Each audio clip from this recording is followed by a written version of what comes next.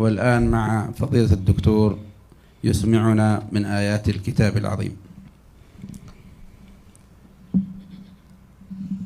أعوذ بالله من الشيطان الرجيم.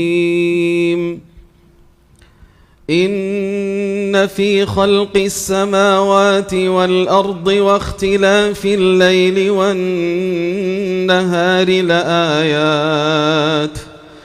لآيات لأولي الألباب الذين يذكرون الله قياما وقعودا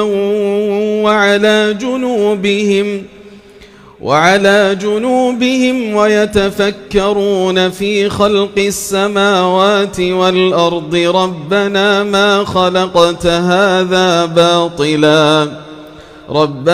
ما خلقت هذا باطلا سبحانك فقنا عذاب